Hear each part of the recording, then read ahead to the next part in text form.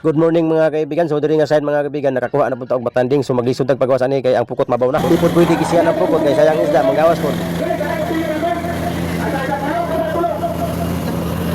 Patay kada kung buhi ana.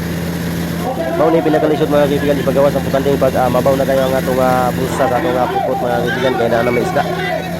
Ikaupat na mo nga kuha nga butanding mga kaibigan kat kanang iambag mga kaibigan di na basta-basta kanang nagbuhit og pisyo muna si kabum humayam muna pinakadidli nga kauban walang kinatakutan na siya mga kaibigan siya gyud ko sunadang nga iambag ko agi jam hadlok kay ikog nga masagbaa sa ikog mga kaibigan no grabe ka isog nga tawo ni pero uban ako mga kauban nga bisiro dargi taon sa kilis pataw nagtaw-taw nya ako ra ko sa letbot ani mga kaibigan ha wa jud ko maambag kay murag video hadlok ko gamay nya karon mga kaibigan kay kitalian man ni PC mga kaibigan kay wala man kita laing choice ani kay di man pura to pwede kisya na po kun to ato ni ipaguyod sa letbot mga kaibigan kung madalian ani ni kabum. So atong lightbot ready na atong lightbot mga kaibigan nga mugida sa putanding mga kaibigan.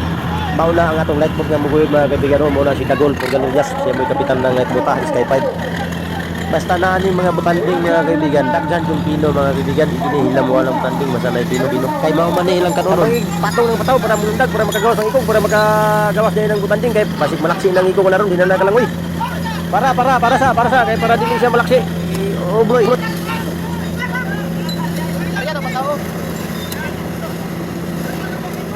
Oy, ay lang mo kayo padulo ng ikog kayo, delikado kay ikog basig maigo na inyong nawa na, mura magsumbag ni Pacquiao.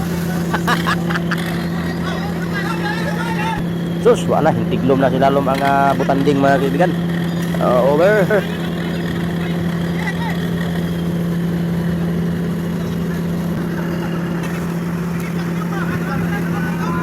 Sige kana, inahinay lagbira kay para maggawas na, hapit na.